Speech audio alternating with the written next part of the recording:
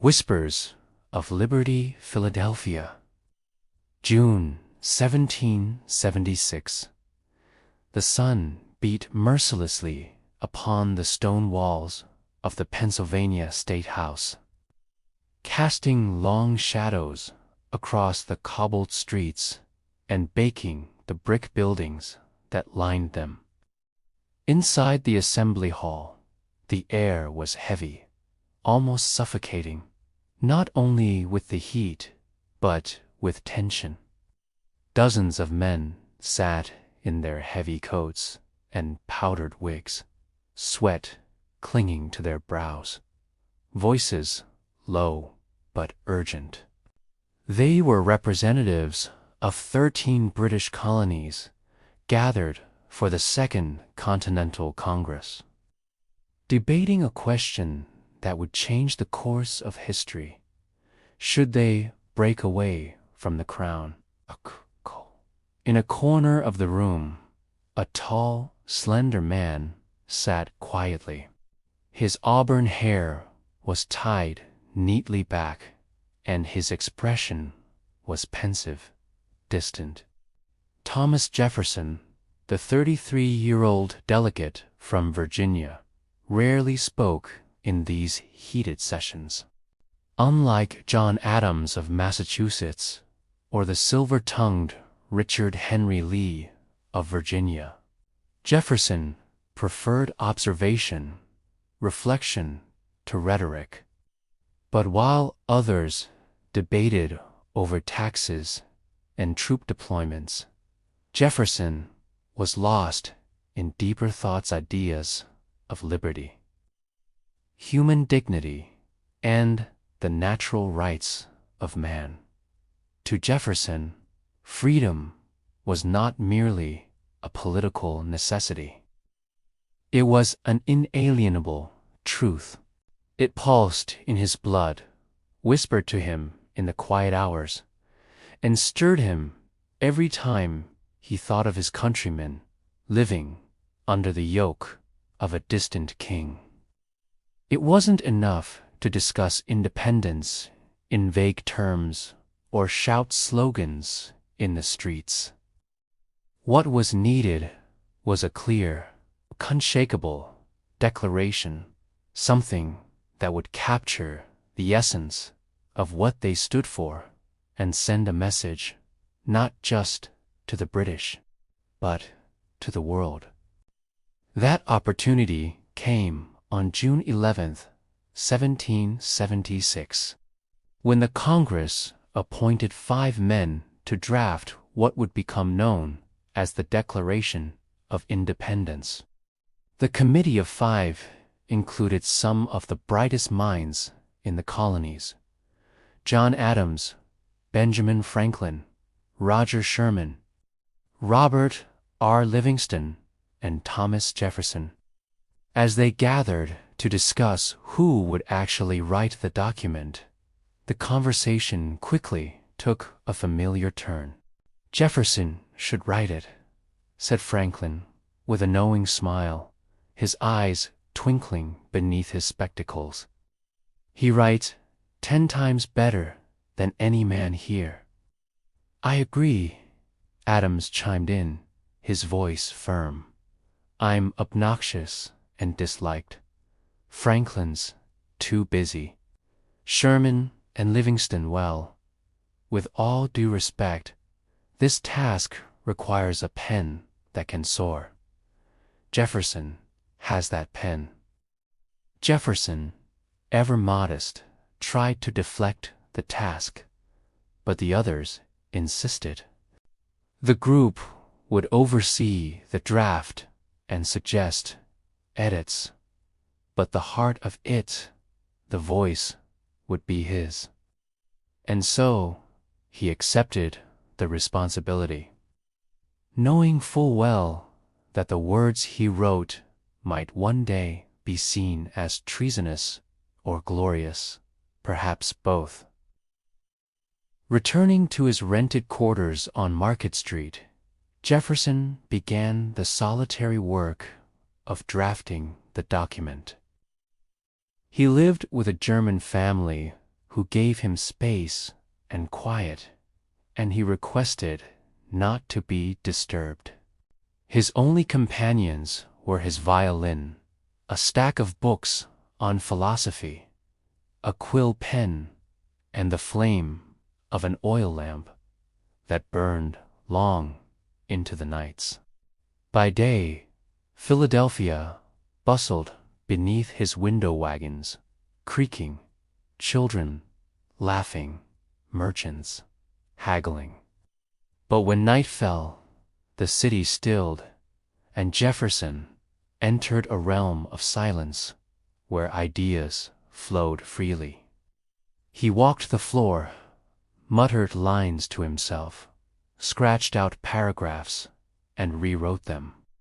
Sometimes he paused to play a melancholy tune on his violin, as if searching for clarity, not just in logic, but in melody. One night, as he wrote the infamous line, "We hold these truths to be self-evident, that all men are created equal," Jefferson froze. The quill hovered over the parchment. The weight of the words was enormous. He leaned back in his chair and stared at the ceiling. If all men were created equal, what about the enslaved? He, a man who owned slaves, could not avoid the hypocrisy embedded in that ideal. He wrestled with it, heart and mind at war, but pressed on. There was a nation to awaken. The first draft poured from him in a matter of days, but it was far from simple. He labored over each sentence, seeking to express not just complaints, but convictions. The grievances against King George III were long and damning, imposing taxes without consent, dissolving colonial legislatures, obstructing justice, maintaining standing armies in times of peace, and inciting violence among native tribes. Jefferson even included a powerful condemnation of the British Crown's role in the transatlantic slave trade, calling it a cruel war against human nature itself. Each line he wrote was a quiet explosional whisper that carried the thunder of revolution. He wasn't merely listing wrongs, he was laying down the principles upon which a new nation could be built. When he finally laid down his quill, Jefferson sat in silence, eyes fixed on the words that now filled the parchment. It wasn't perfect.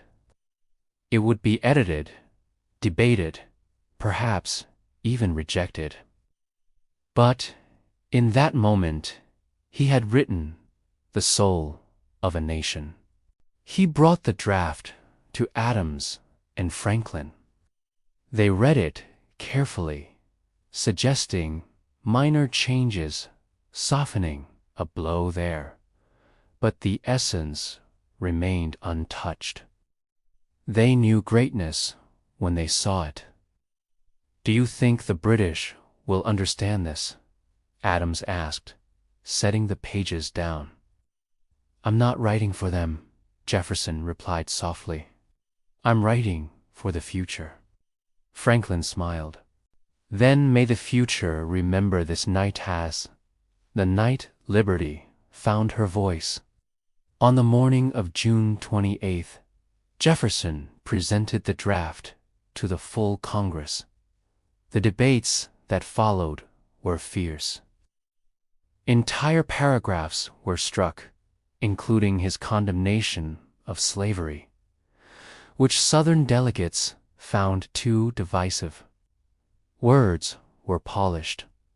Some meanings were dulled.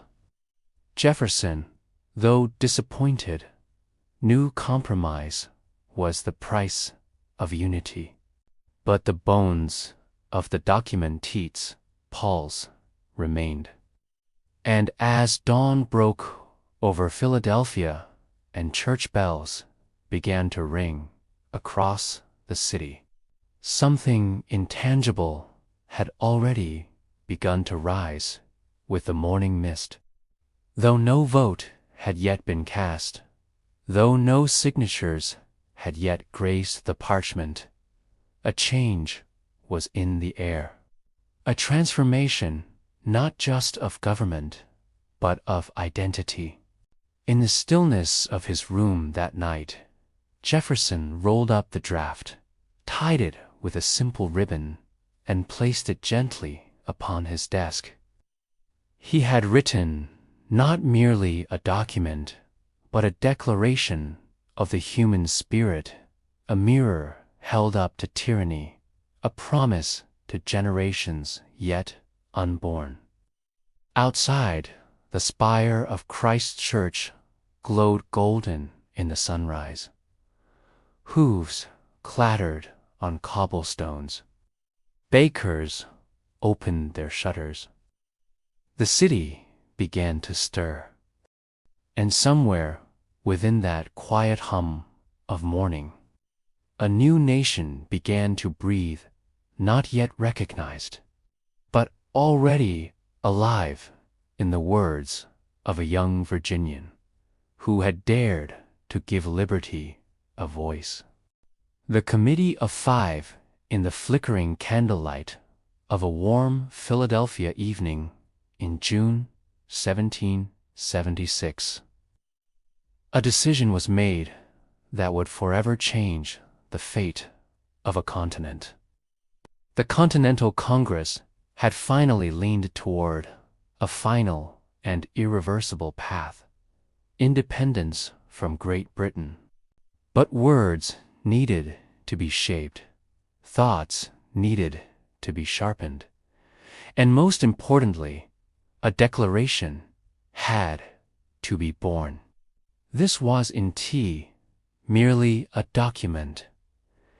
It would be the voice of 13 colonies yearning to become free and sovereign states. It was June 11th, 1776, when the Congress appointed 5 men to draft the historic document. These 5 were not chosen at random. They represented the diverse intellect and spirit of the colonies. Thomas Jefferson of Virginia, tall, quiet, and brilliant, known for his eloquence with the pen. John Adams of Massachusetts, fiery and passionate, with a heart that beat for justice. Benjamin Franklin of Pennsylvania, wise, humorous, and seasoned. Roger Sherman of Connecticut, calm, practical, and deeply respected. And Robert R. Livingston of New York, thoughtful, measured, and politically adept. The 5 gathered in a modest room not far from Independence Hall. Seated around a rough wooden table, their voices low, but their mission immense. The room was warm, filled with a smell of wax, parchment, and ink. Outside, the city moved slowly under the heavy air of summer, unaware that within those quiet walls the foundations of a new nation were being laid. Jefferson, though the youngest of the 5, was chosen to draft the document. Adams and Franklin had insisted. Adams believed Jefferson wrote 10 times better than he, and Franklin's support sealed the matter. Jefferson hesitated, but accepted. He retreated to a small rented room at 7th and Market Street, with only a few books, a violin for company, and the weight of history pressing on his shoulders. Night after night, Jefferson wrote in solitude by candlelight. He began not with the grievances, but with a universal truth, that all men are created equal. These words, now carved into the soul of a nation, emerged not from thunder or lightning, but from quiet conviction and profound clarity. The ideas were not wholly new. Jefferson drew from Locke, Montesquieu, and the Enlightenment philosophers, but he wove them into a uniquely American voice. The committee met regularly to review the drafts. Adams pushed for stronger language against the king. Franklin polished phrases and smoothed Jefferson's more biting remarks. They debated, cut, added. Sometimes the arguments were heated. But above all, they knew this was their chance to speak not only to King George III, but to the world. The heart of the document was the list of grievances, the injuries and usurpations committed by the British Crown, from unjust taxes to dissolving colonial legislatures, from standing armies in peacetime to the denial of trial by jury. Each sentence was a nail in the coffin of the old order. Livingston and Sherman contributed edits and suggestions. Though Livingston would later be recalled to New York and not sign the final declaration, his influence shaped the tone and content. By the end of June, the draft was ready. It was presented to Congress on June 28th, a declaration by the representatives of the United States of America. In general, Congress assembled. The document was read aloud. Some nodded, some furrowed brows. Silence followed. Then murmurs, then applause, not loud, but firm. Still, there was hesitation.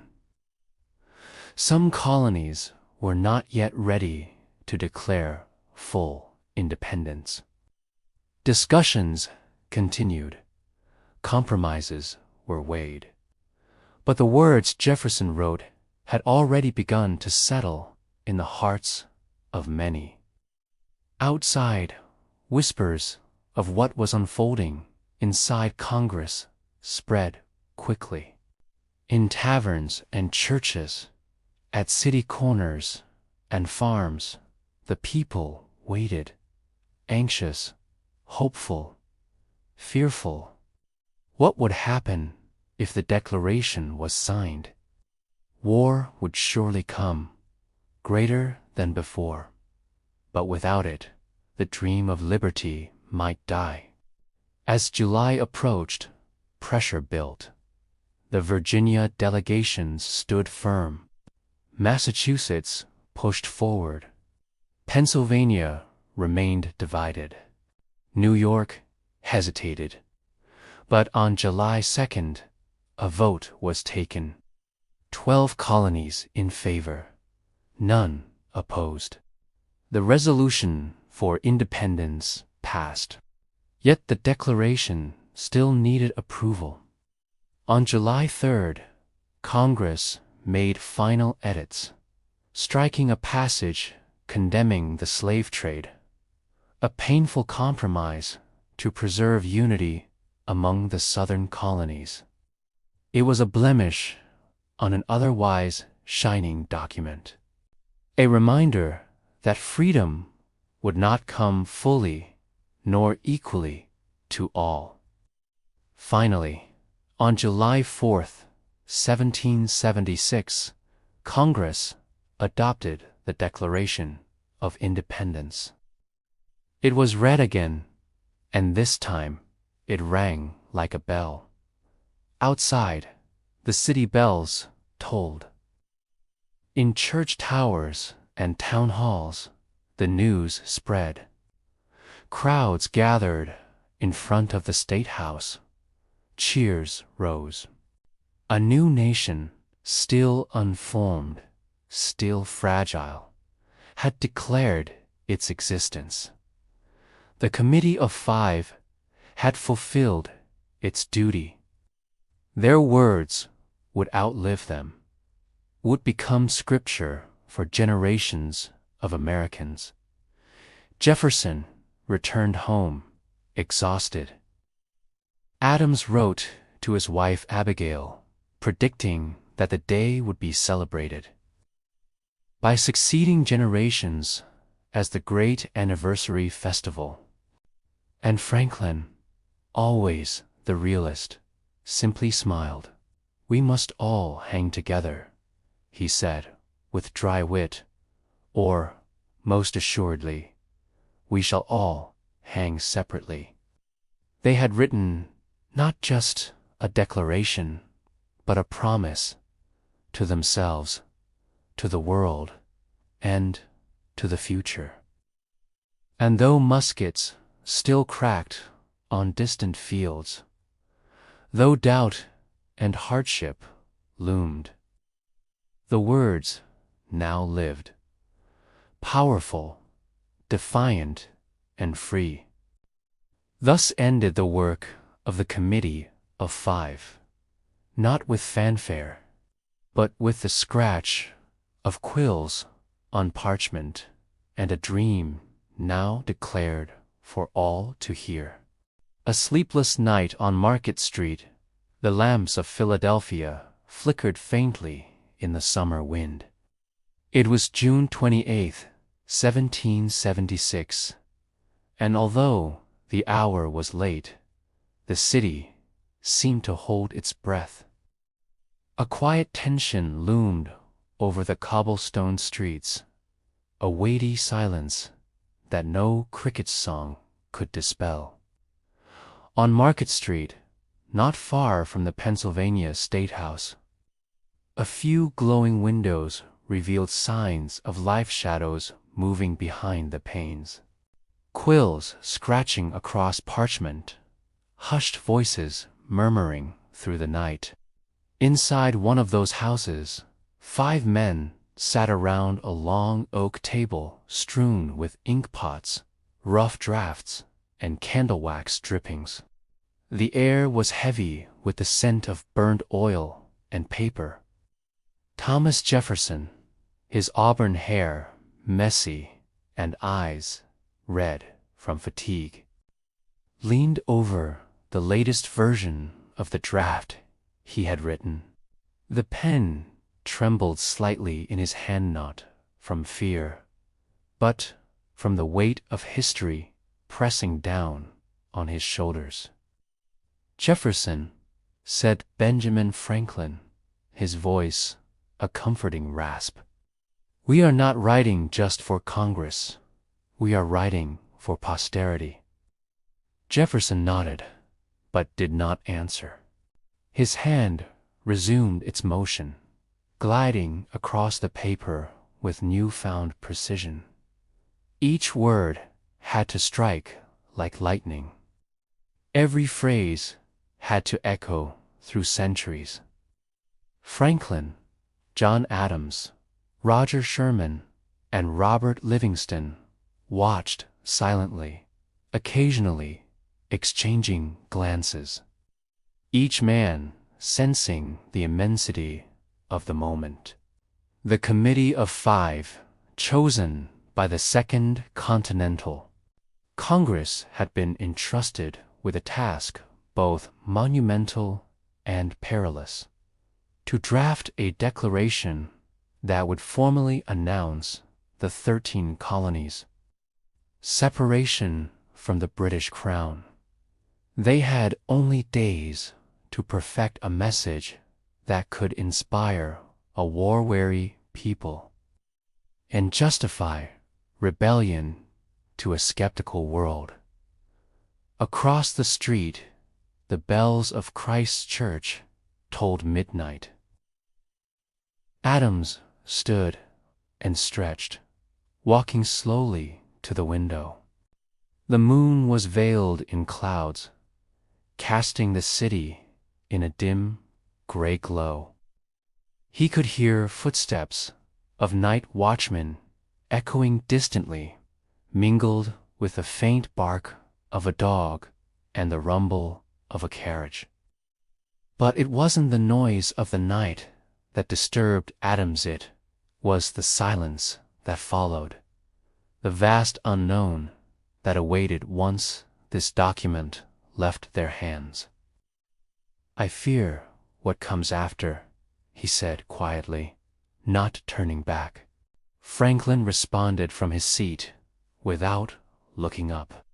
"Fear is natural, John, but we are not men of fear. We are men of principle, and principle demands clarity." "Clarity is dangerous," Adams replied. "Each sentence we write may cost lives." "Then let each sentence earn liberty," Franklin said simply.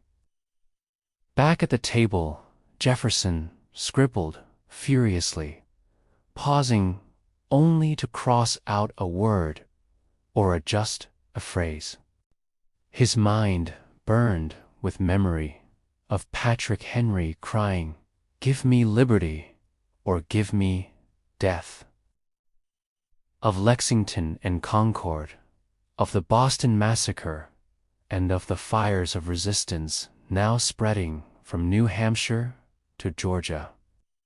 He thought of the enslaved, of the common farmer, of women waiting for sons to return from distant battlegrounds. His words had to speak to them all. Outside, a lone rider galloped down the street, the echo of hooves rattling through the quiet night. He carried messages from the Carolinas, another bloodied border. No one inside turned their heads. Terror, they were used to it now. The cost of revolution was no longer shocking, it was simply reality. At 1:30 a.m., Jefferson read aloud what he had revised so far. "We hold these truths to be self-evident." Franklin raised an eyebrow and leaned forward, elegant. "Sacred and undeniable was good, but self-evident, that will stand the test of time." Adams smiled faintly. "No king can argue with a truth that needs no explanation." Sherman, usually quiet, cleared his throat. "The Southern delegates will not approve of the section condemning slavery." Jefferson's eyes darkened. "Then let them face their conscience, or history will judge them more harshly than we ever could." Livingston interjected, "If we insist on that clause, the entire document might be rejected." The room fell silent. Each man knew he was standing on the edge of a precipice between moral clarity and political strategy, between ideals and compromise. In the end, Franklin sighed and gently tapped the table. "One battle at a time, gentlemen. The war is for liberty today. Its soul will be fought for tomorrow." They continued revising. In the stillness of the night, the quill became their weapon. Where muskets had spoken in Concord, words would now speak in Philadelphia. They debated, refined, and restructured. Jefferson struck out entire lines, replaced metaphors, shortened flourishes. Adams added logical structure. Franklin contributed phrasing that sang with authority. Livingston made adjustments for political tact. Sherman kept the tone grounded and accessible. By dawn, the candles had burned low. Wax pooled onto the wood, and their eyes were heavy with sleeplessness. But the document, this bold, defiant, necessary declaration, was nearly complete. Jefferson gently placed the parchment at the center of the table and leaned back, exhausted. "I believe it is ready." Adams walked over and rested a hand on his shoulder. "You've written a revolution." Franklin stood as well, his gaze fixed on the parchment, as if seeing through the ink into the future itself. "We are all signers of our own death warrant now. But better to die free than live a subject," Adams replied quietly. As sunlight crept through the shutters, bathing the room in pale gold, the city stirred to life. But the five men remained still, staring at the declaration as if it were something holy, something greater than themselves. Outside, Market Street yawned and came alive with vendors and carriages, but inside, in that humble chamber, a new nation was breathing its first fragile breath. A knock at the door interrupted their silence. A messenger entered, nodding respectfully. "The Congress convenes at noon. They await your draft." Jefferson rose slowly, his legs stiff. He carefully lifted the document and rolled it with reverence. No trumpet announced the moment. No fireworks, no parade. Just five men in a room filled with the ghost of courage and the breath of freedom. As they stepped into the morning light, each knew the world would never be the same again.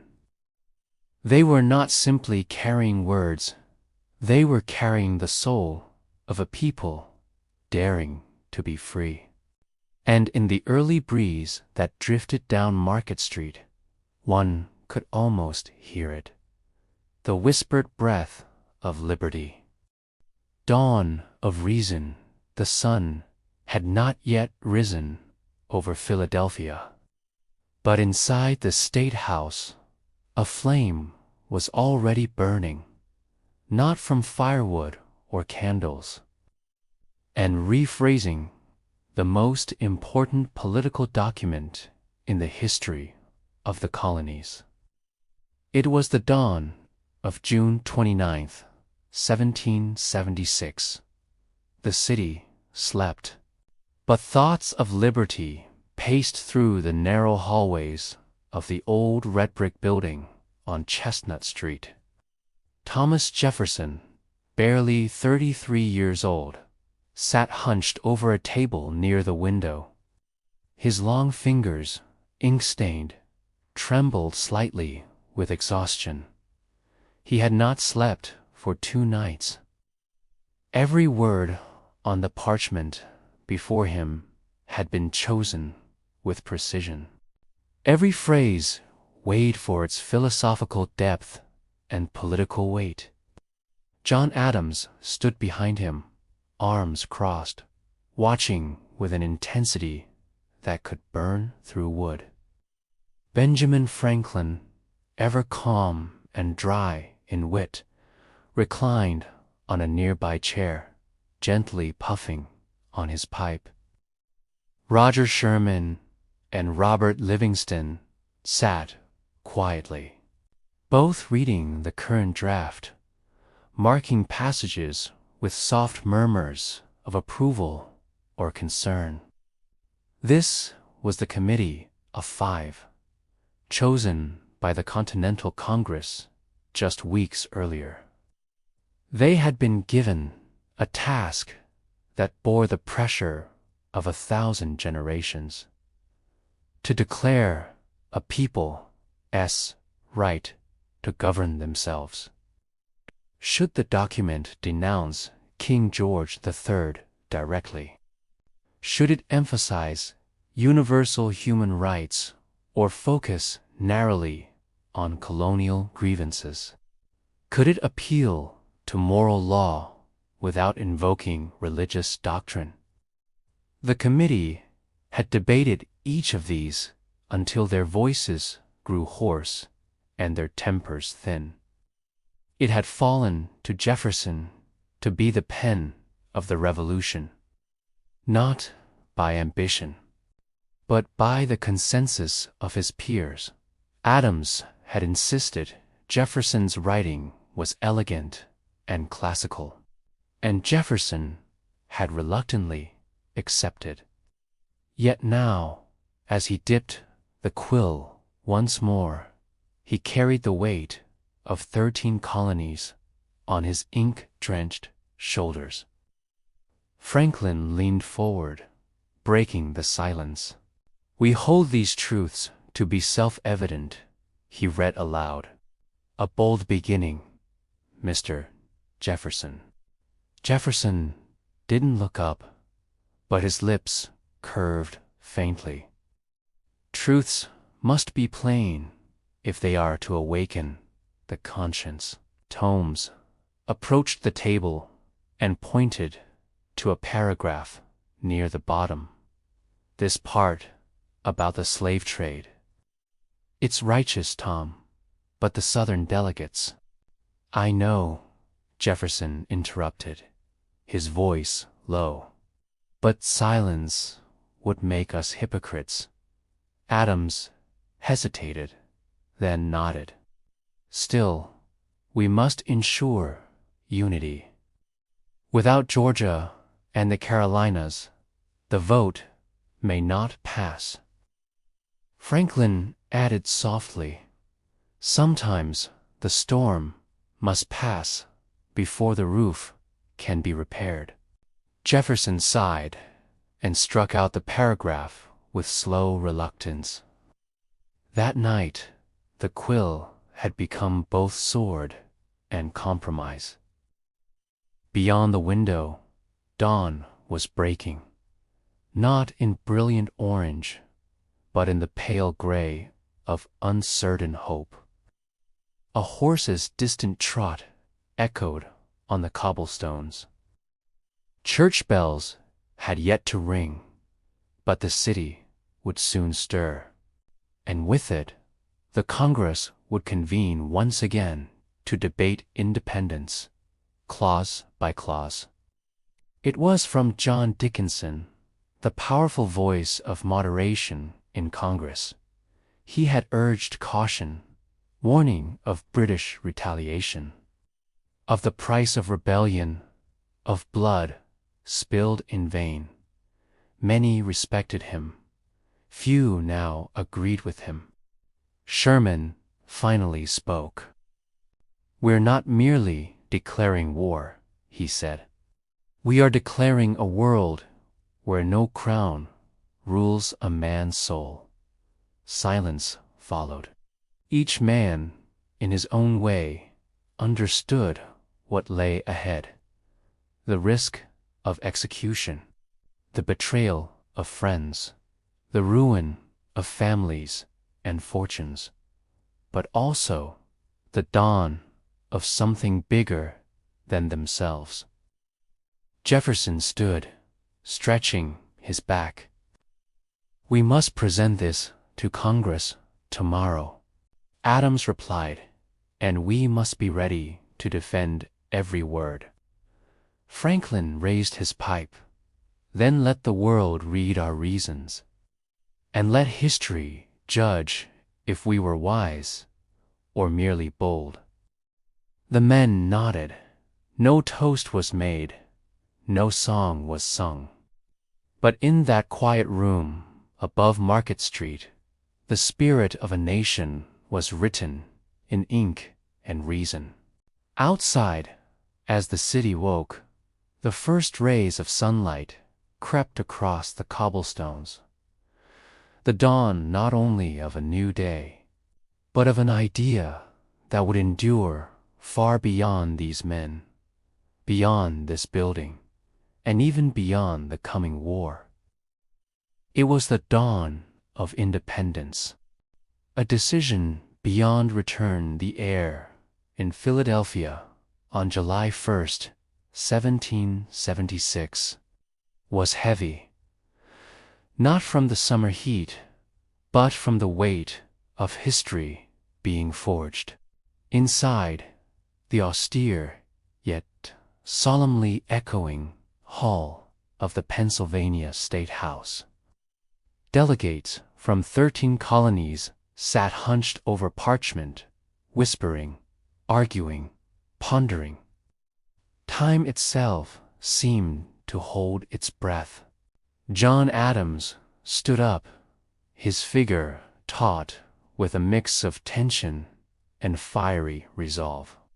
"Gentlemen," he began, his voice unwavering, "this Congress stands at the edge of a chasm.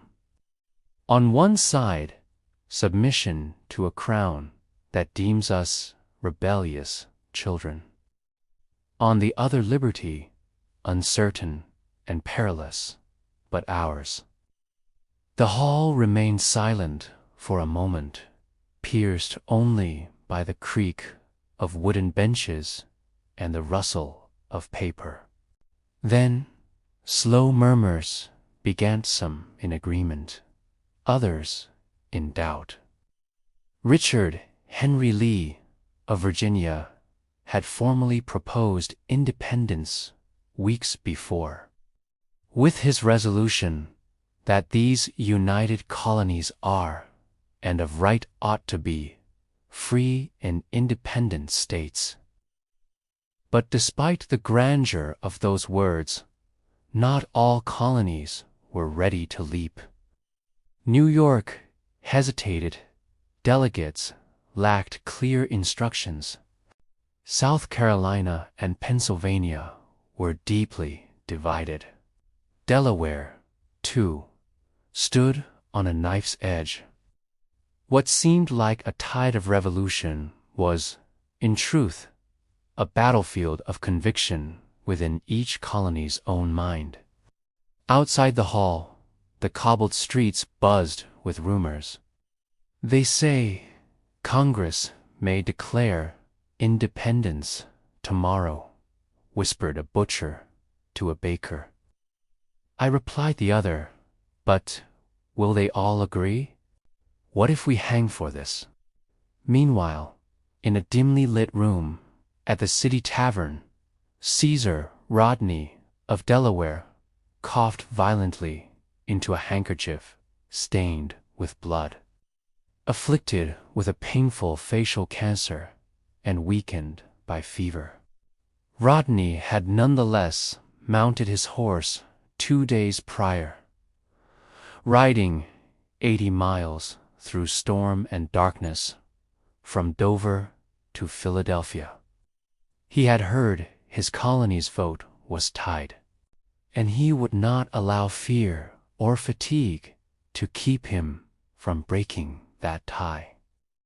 At dawn on July 2nd, 1776, as mist still clung to the brick facades and dew glistened on iron fences, Rodney entered the Congress chamber. His face bore the deep scars of illness, but his eyes gleamed with unwavering purpose. When the roll was called, Delaware's vote tipped to yes. South Carolina, after tense overnight discussions, switched from opposition to support. Pennsylvania shifted, in part due to internal absences and persuasion. New York still abstained, bound by indecision, but did not block the movement. 12 of 13 colonies stood together now. It was John Adams, again, who spoke with thunder in his voice. This day will be the most memorable in the history of America. I am apt to believe it will be celebrated by succeeding generations as the great anniversary festival. It ought to be commemorated as the Day of Deliverance. Thomas Jefferson, younger and less forceful in oratory, but sharp in pen, watched silently. The declaration he had drafted with a committee of 5 was now undergoing edits. Strokes of the quill redefining history itself.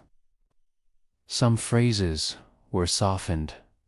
A sharp condemnation of the British slave trade, for instance, was removed at the insistence of Southern delegates. Compromise was the cost of unity. Benjamin Franklin, ever the realist, leaned over and whispered to Jefferson with a faint smirk, "We must all hang together, or most assuredly we shall all hang separately." The final vote was cast. The resolution passed. It was done. Outside, the city bell rang. Not yet the famous Liberty Bellet would toll days later, but bells from churches and fire stations echoed across rooftops and alleys, carrying news faster than any messenger could. In homes, people wept. On streets, they embraced. Soldiers sharpened bayonets with new purpose, and merchants stared out of shop fronts, wondering what would come of it all.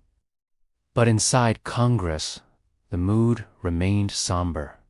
For though the act had been bold, the danger was now far greater. They had declared war not just on Britain, but on their past. Each man in that room knew what he risked: property, reputation, family, life. They were no longer British subjects pleading for redress. They were rebels with no road back. In the evening, Jefferson sat alone by candlelight. He reread his declaration, now amended, trimmed, made more palatable for the fragile alliance. He didn't resent the changes, at least, not entirely. He understood the art of revolution lay not only in ideals, but in compromise. Outside his window, fireflies danced, and the air still held the electric scent of rain from earlier that afternoon. A child passed by, barefoot and laughing, chasing a dog down the street. Life went on, even as history convulsed. Jefferson wrote a letter to a friend that night, stating simply, "The die is cast." Elsewhere, George Washington received word of the vote. He was in New York, facing an imminent British assault. But he took time to gather his men and have the declaration read aloud. Soldiers, exhausted and muddy, listened, as officers proclaim that they now fought not for the rights of Englishmen, but for the soul of a new nation. One private later recalled, "There was a silence, and then a cheer, not loud, not raucous, but deep, like the sound of something ancient breaking and something new being born." Back in Philadelphia, on July 4th, the final text was approved and sent to the printer, John Dunlap. That night, he worked under flickering lamplight, producing what would become known as the Dunlap broadsides, the first printed versions of the Declaration of Independence. Only a few would be distributed at first, but their words would travel like fire.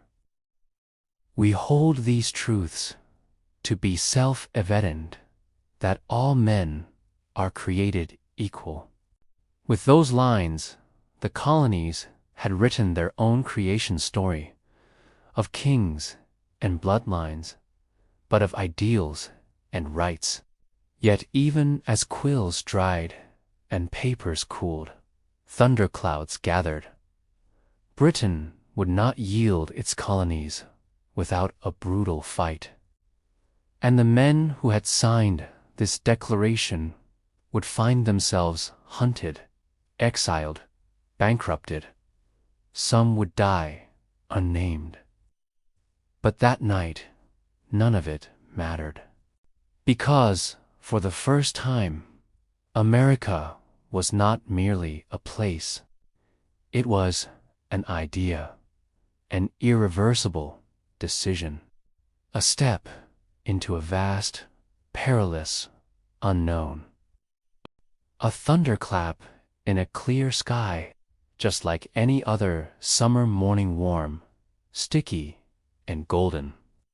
But in the hearts of those gathered at the Pennsylvania State House, it was anything but ordinary. It was the day everything would change, the day a group of men with ink and courage would challenge the most powerful empire in the world. The Declaration of Independence was ready, and the air, thick with history, trembled. Thomas Jefferson stood quietly near a window, his fingers gently brushing the edges of a parchment that had taken sleepless nights, agonizing debates, and silent convictions to compose. Around him, John Adams paced with restlessness, his brow furrowed with anticipation. Benjamin Franklin, ever the elder statesman, leaned back slightly in his chair, fanning himself with his hat, yet observing everything with sharp, knowing eyes. Across the room, Charles Thomson, Secretary of the Continental Congress, arranged the documents with steady hands. The ink had barely dried. The hall smelled of wax, parchment, and history in the making. That morning, the members of the Second Continental Congress assembled, once more, some with fiery resolve, others with hesitant dread. The vote for independence had been passed 2 days prior, on July 2nd, but today, the official document, the Declaration, would be adopted and proclaimed. The silence before the session was broken only by the gentle creak of wooden floorboards and the occasional rustle of clothing. It was the kind of silence that comes before storms or revolutions. Then John Hancock entered the hall. His presence filled the space like a herald. With his unmistakable stature, firm chin, and confidence befitting a merchant turned patriot, Hancock walked to the center table. He knew the risk, all of them did, by signing their names. They weren't merely putting ink on paper, they were placing their lives on a wager against tyranny. Hancock took the quill. With a steady hand, he signed his name, large and bold, What Lade later claimed, even King George could read it without spectacles. Now His Majesty can read it without his glasses, he murmured with a grin that tried to disguise the gravity of it all. One by one, the delegates approached the table. Some hesitated, lingering just a moment too long. Others moved with resolve. They came from all walks: lawyers, farmers, merchants, scholars. They were not born rebels, but today they would all become traitors in the eyes of Britain and patriots in the soul of a new nation. In the streets outside, few citizens knew the full weight of what was unfolding. Children played, blacksmiths hammered away, vendors shouted out the price of apples. But the city carried an uneasy energy, like a whisper moving from ear to ear. Something was happening, something that would echo across oceans. Back inside, Thomas Jefferson sat beside Franklin. Though Jefferson had written most of the Declaration, he had said little that day. But his silence was not from doubt. It was the quiet of a man who understood the magnitude of his words. All men are created equal, he had written. Words that would outlive him and even challenge the world centuries later. Franklin leaned toward him. "Well done, young man," he said quietly. "History will remember your pen." Outside the State House, the Liberty Bell did not ring that day, least, not yet. That came later.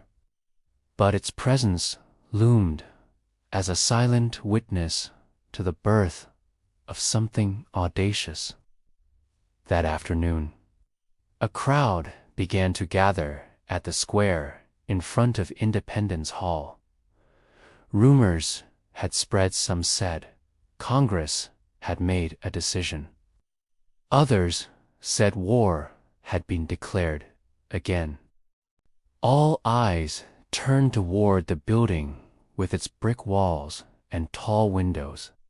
Then a printed broadside was pinned to the wooden board outside a copy of the Declaration of Independence.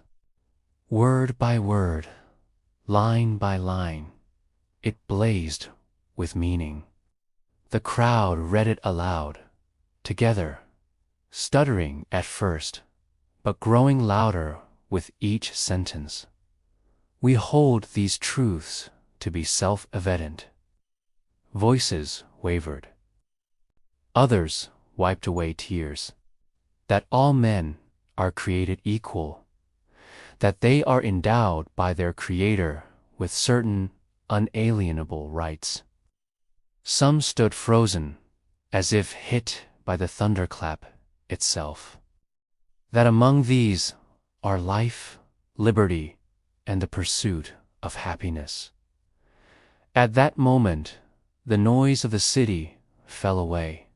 A new identity was being born. Not British subjects, but Americans. Citizens of a nation yet to be built, but already alive in spirit. News of the Declaration traveled like wildfire. Riders galloped through the colonies, carrying copies to New York, Boston, Charleston, and beyond. In New York City, George Washington read the Declaration aloud to his troops. When the words reached the ears of soldiers and farmers alike, they did more than inspire, they ignited. In Boston, crowds cheered.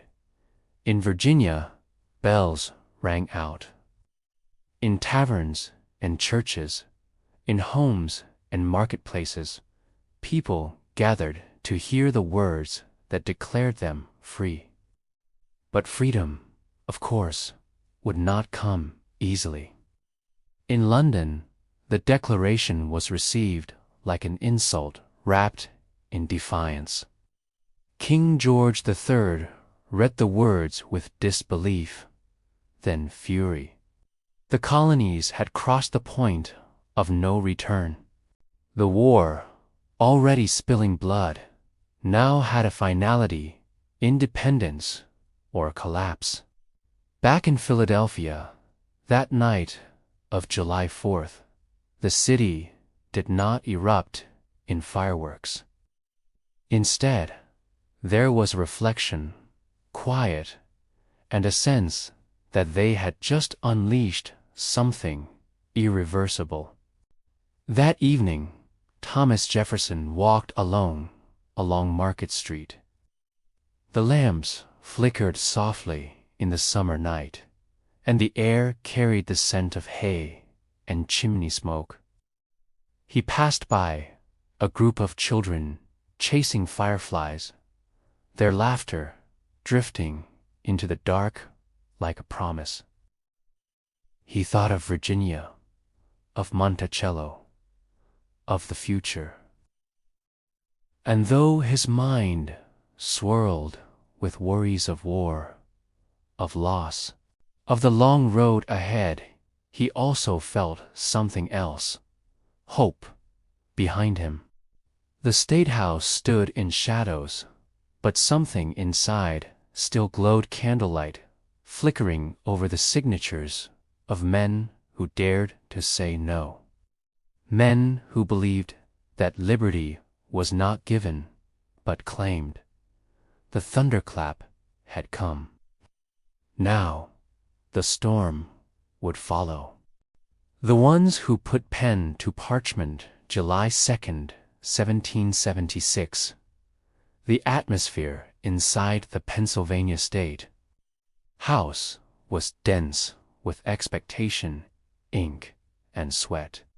The room bore the scars of long debates, the scratch of quills on parchment, the shuffle of boots on wooden floors, the creaking of chairs, as men stood to argue their points.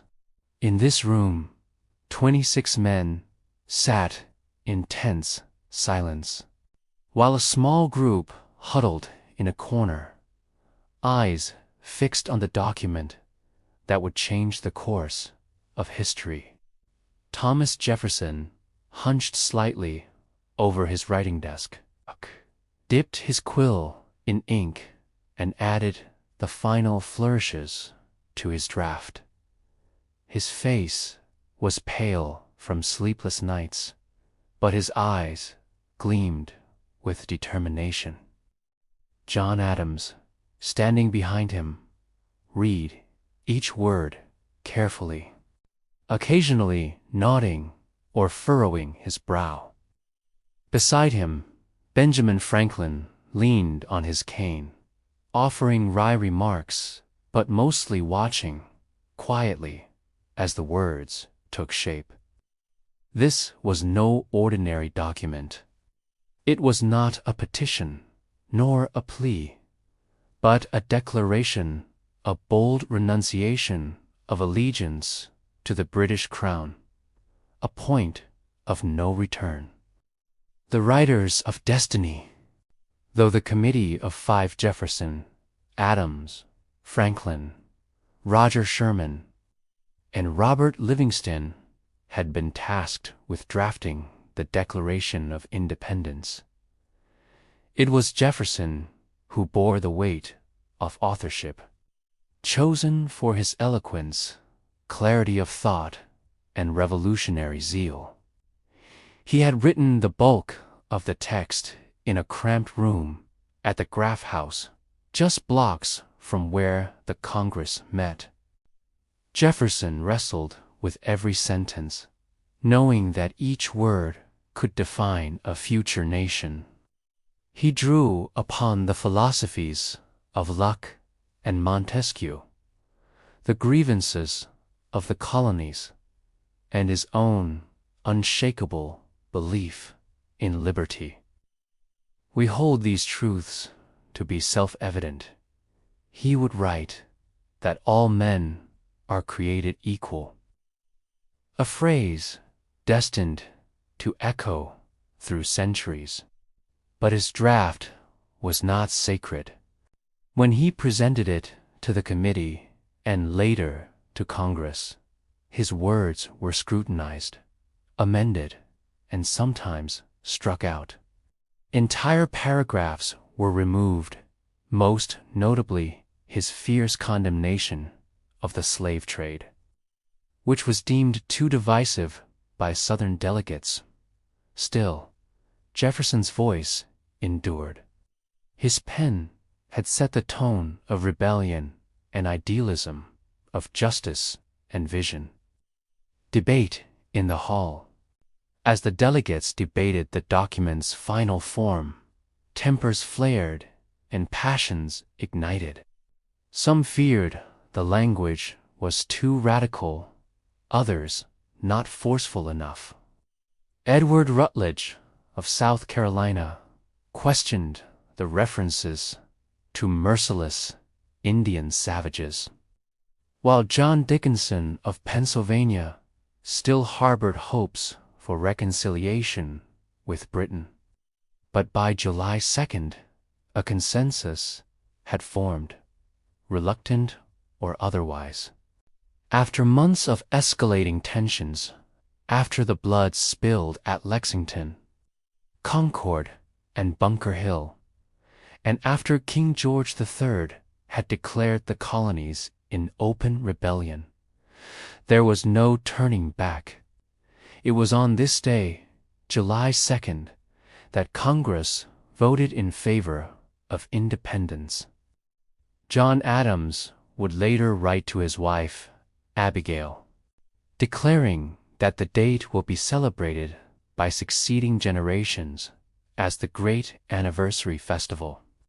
July 4th, Inc. meets history on July 4th. The final wording of the Declaration of Independence was approved. The document was sent to John Dunlap, a local printer, who worked through the night to produce broadsides to be sent throughout the 13 colonies. These were the first official copies of America's birth certificate. The official signing would not happen until weeks later, August 2nd. To be precise, but July 4th became etched in the nation's memory as the day the dream was declared.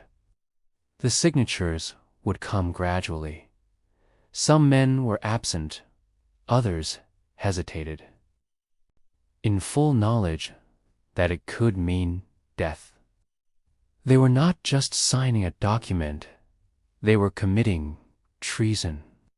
The weight of a signature when John Hancock scrawled his flamboyant signature larger than all the others he allegedly declared. There, I guess King George will be able to read that. It was more than bravado. It was defiance incarnate. Each name on the Declaration carried with it a story. Francis Lewis of New York would lose his home and have his wife imprisoned. Thomas Nelson, Jr. of Virginia would order the bombardment of his own house when British troops occupied it. These were not idle gestures, they were sacrifices. Benjamin Franklin, always ready with wit, famously warned, "We must all hang together. Or, most assuredly, we shall all hang separately." From words to war. The Declaration did not end the conflict, it intensified it. British troops increased their efforts, loyalists grew more emboldened. But now the colonies had a flag to rally under, a principle to fight for, and a document that declared not just what they opposed, but what they believed in. The ideas enshrined in the Declaration would outlive muskets and cannons. They would serve as a foundation for abolitionists in the 1800s, suffragettes in the early 1900s, civil rights leaders in the 1960s, and freedom movements around the world. Legacy of the pen: the men who wrote and signed the Declaration were far from perfect. Many were slaveholders. Some sought only to protect their own class interests.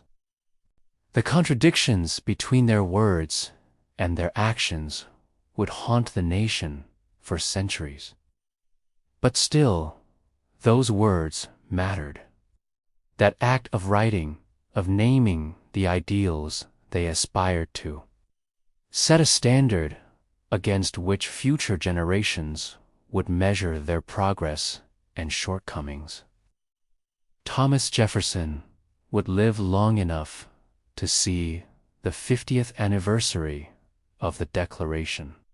Fittingly, he would die on July 4th, 1826, the same day as John Adams. Their final gift was a nation still wrestling with their words. In the quiet moments that followed the signing, as the ink dried and the room emptied, the parchment lay still on the table, fragile, flammable, and revolutionary. It was only words, but it was also everything. The men who dared to put pen to parchment had declared more than independence. They had defined a vision. And that vision, though tested and scarred, would endure. From document to war.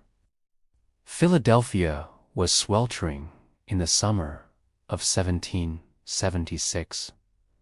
The windows of the Pennsylvania State House were opened wide to let in any breeze that dared cross the thick, still air.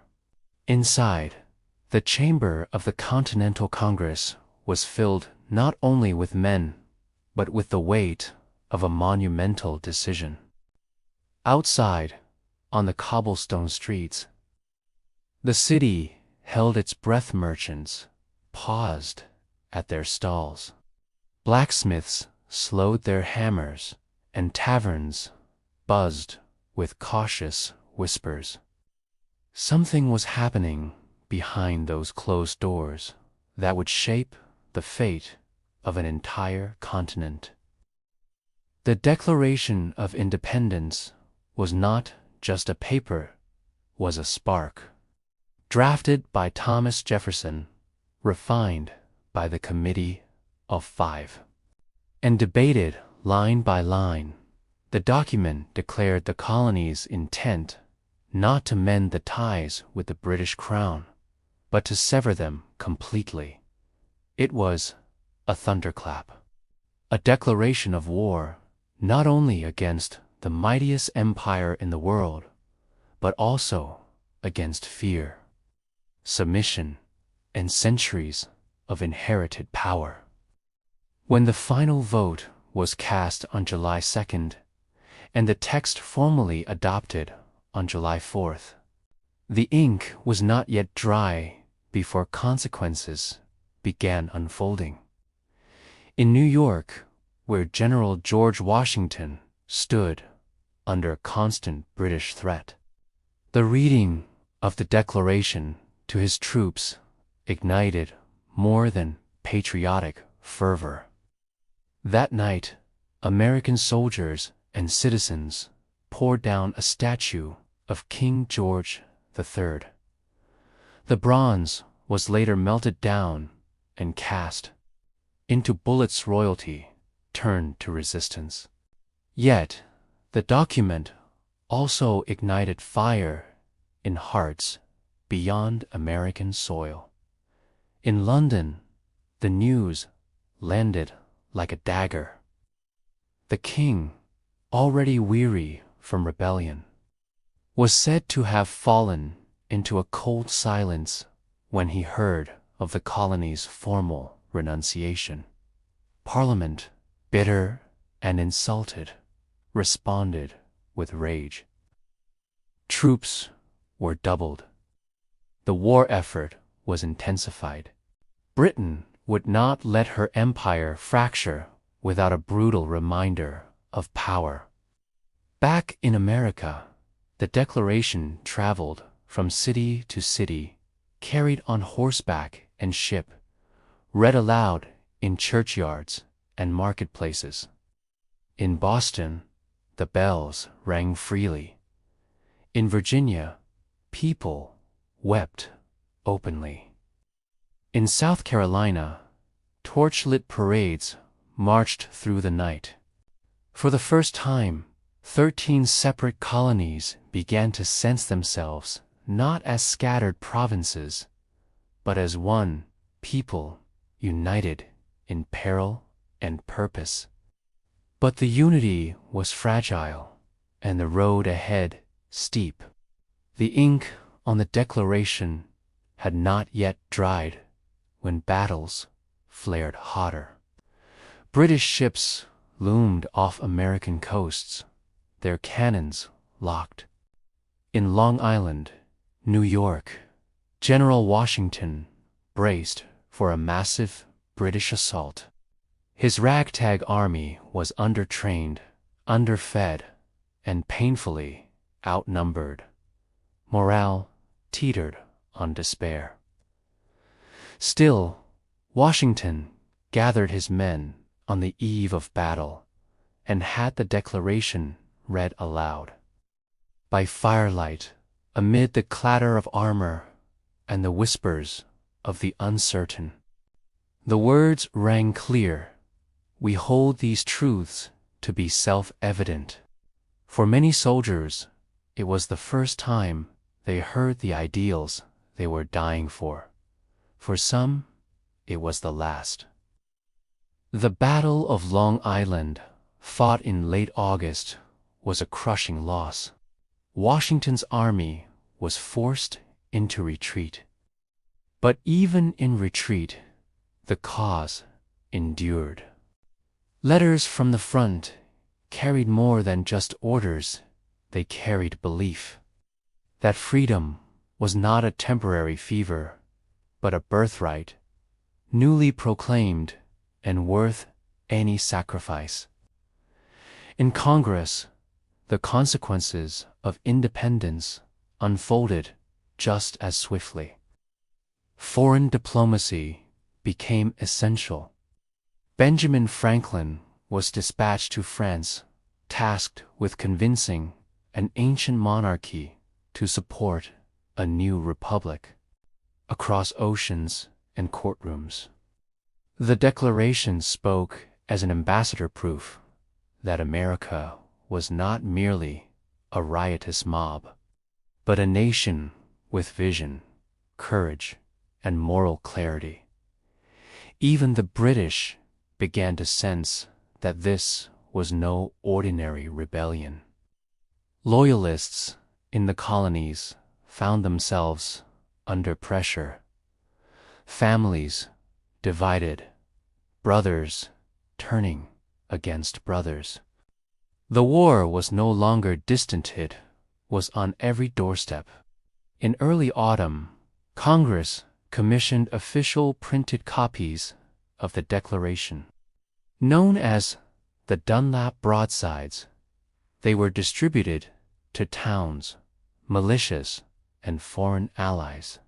One was nailed to a post in New Haven. Another read aloud in front of the Maryland State House. These copies were the arteries of a growing national pulse. Meanwhile, Jefferson returned to Virginia. His mind still pulsed with rhetoric, but the plantation fields before him reminded him that ideals and reality often clashed. Slavery remained untouched. Inequality persisted. Even as he spoke of liberty, he could not escape the contradiction beneath his own roof. But the Declaration had planted seeds deeper than Jefferson knew. Women began invoking its language in their pleas for education. Free black men and women whispered its truths in back rooms and prayer circles. The words were more than slogans, they were sparks in kindling.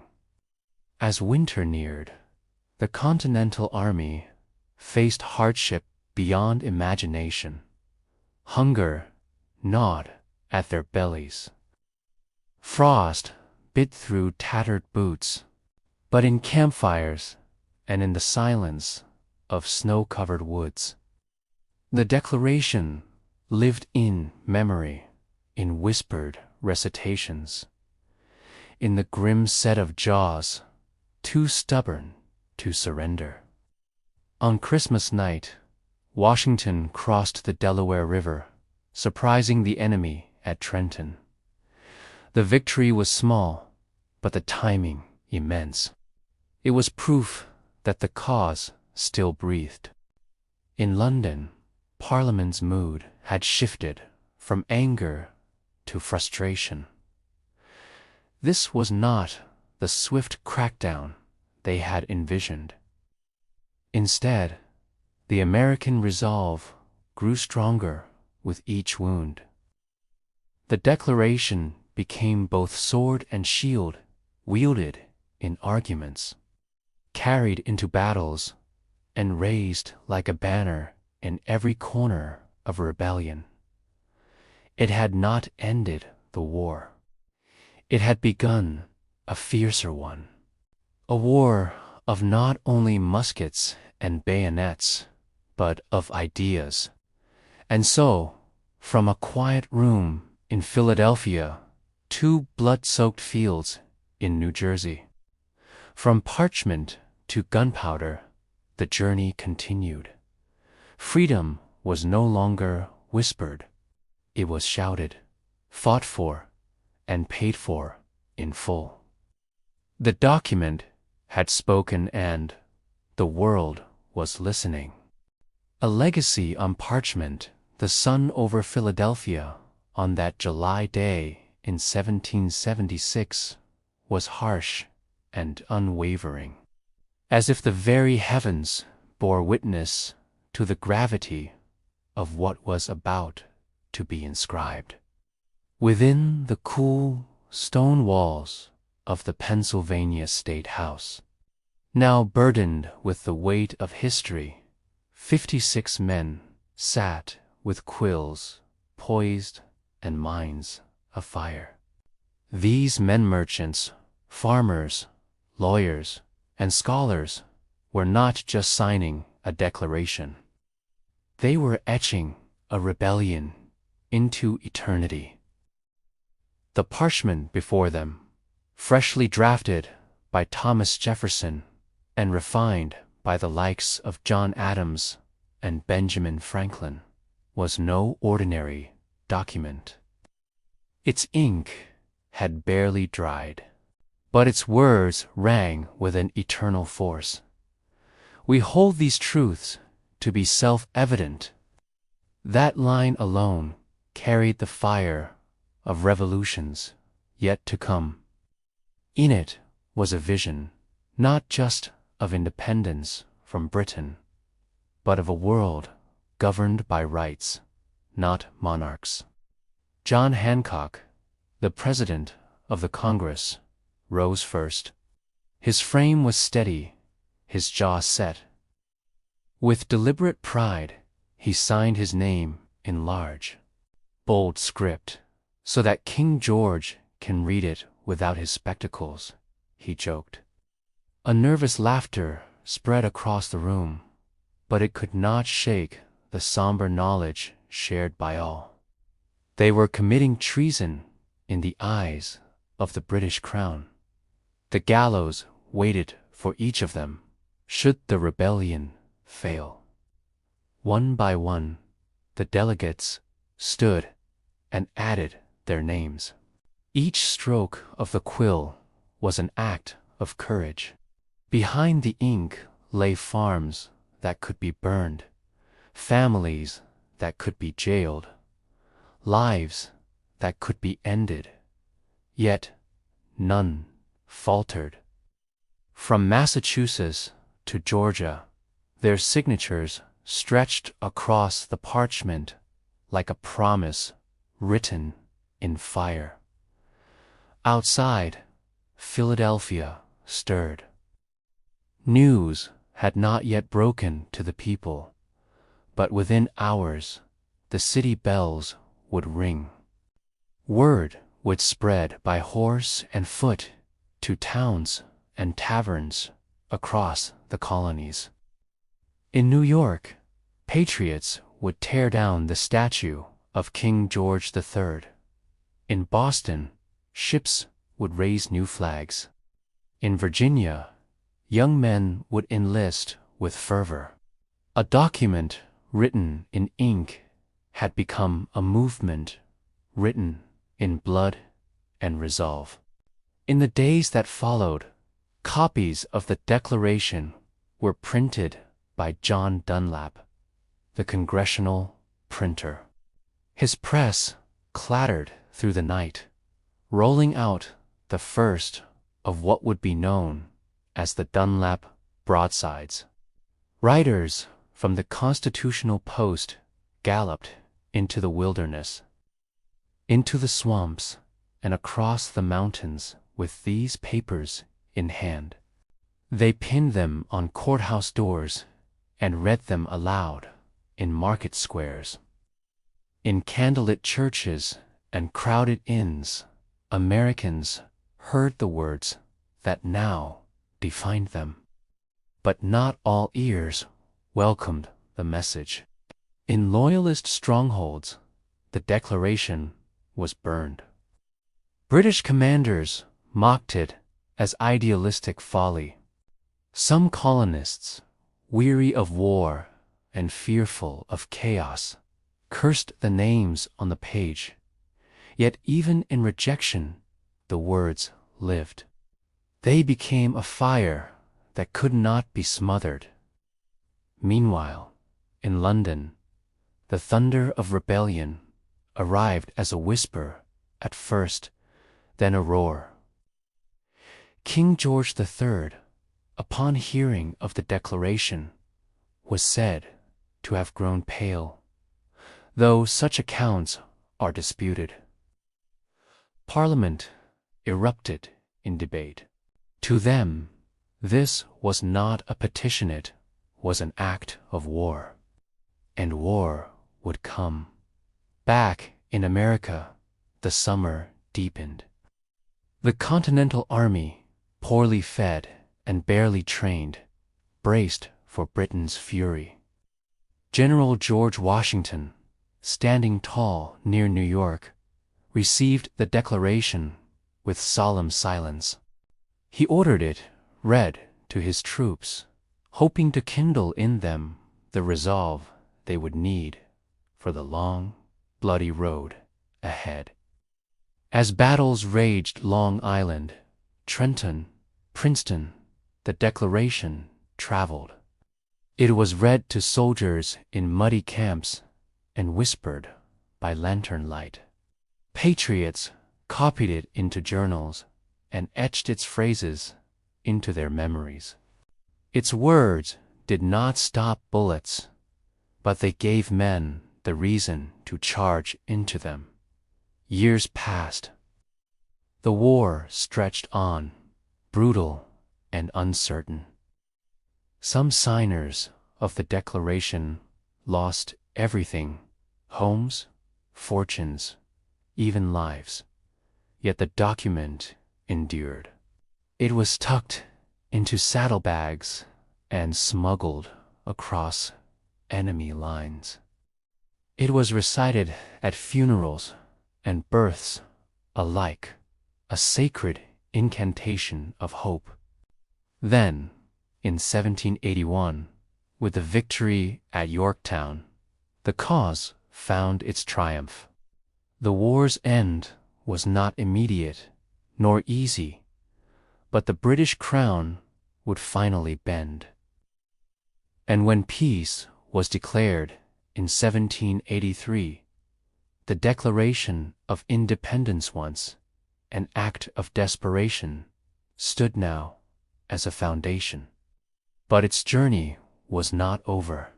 In the decades to come, the Declaration was revered and questioned.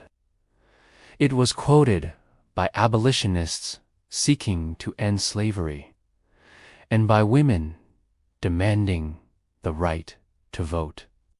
Its preamble echoed through Lincoln's Gettysburg Address and Martin Luther King Jr.'s dream.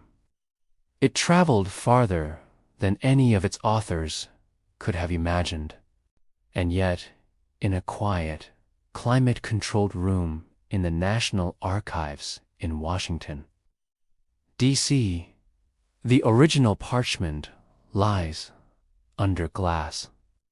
Its ink faded, its edges brittle, but its meaning as sharp as the day it was penned. Visitors pass by every day, some in awe, some in silence. Children press their faces to the glass. Veterans salute. Scholars study each curve of ink. They do not just see a document. They see a decision, a moment in time when words became weapons and ideas became nationhood. The legacy of that parchment is not just that it declared independence from Britain. It declared a belief in the dignity of all people. It laid a foundation that would be challenged and expanded and redefined, but never fully abandoned.